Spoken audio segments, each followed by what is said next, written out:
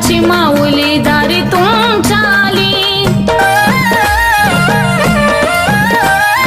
भक्तगण गोताच्या घेण्या गाठी भेटी आदिशक्ती अंबाबाई आराधीन झाली जगदंबा स्वामीनी तीच मोक्ष कामिनी